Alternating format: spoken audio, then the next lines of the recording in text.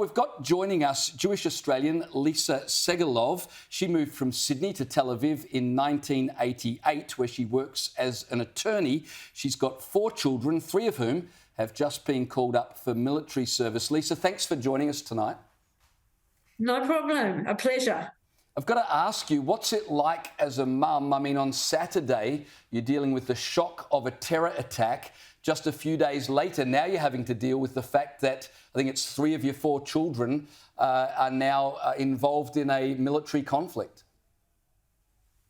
I think that one of the hardest things as a parent is to tell your children, kiss them goodbye. They've got their kit. They're going off to meet their commanders at their base, and you don't know what's going to happen with them. You don't know when they're going to come back. You don't know when you're going to speak to them again. And as a parent, I think that was, as a mother, it was definitely the hardest thing that I've ever done in my life. On Saturday, when the war broke out, I was actually in Italy with both my sons. We were on a vacation, and my eldest son came into my room and he said, "Mum, get dressed and come outside." He then told me that Israel war had been declared and Hamas had invaded, and there were horrific things going on.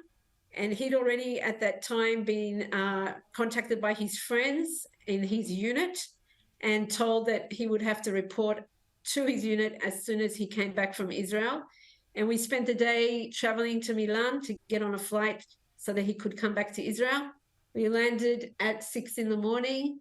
and he was already in his army base a few hours after that. So the last conversation, the last contact I had with him then, physical contact, it was very emotional goodbye. Goodbye as in goodbye for now, and told him that I loved him and to come back, be strong, and everything will be okay. Obviously, being in Italy, he had to go back to fight, but you could have made the decision to stay there given the events in Israel at the moment. Did you give that a second's thought, or was it, I have to be back with my people to support them? Not for 1 second did I entertain the thought of staying away from Israel.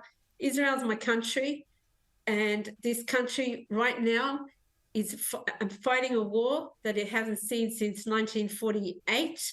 And at no time did I hesitate. And we were going to fight whatever happened to get on that plane so that we could come back. My sons, they go into the army as a unit, and it's very important for them to be there and help each other. And the whole country is actually feeling it. We're a small country. We're a country of 10 million people. Israel, I don't know if you understand the size of Israel. Israel fits 3 times into Tasmania and 7 times into Victoria. We're surrounded by enemies in all sides. And what happened on Saturday when Hamas invaded, 2,000 or more terrorists crossed the border and ruled absolute chaos, mutilating people, raping girls, taking hostages from the age of 1 to 85, where we don't know where they are. We don't know in which condition they're being held. Over 2,500 people have been wounded, and we have to date buried about 1,200 people. This is a catastrophe that Israel hasn't seen since its existence. Lisa, thanks for joining us. Our prayers are certainly with you and with your children over the next few weeks. Well, we're going to take... Much. Great to have you with us.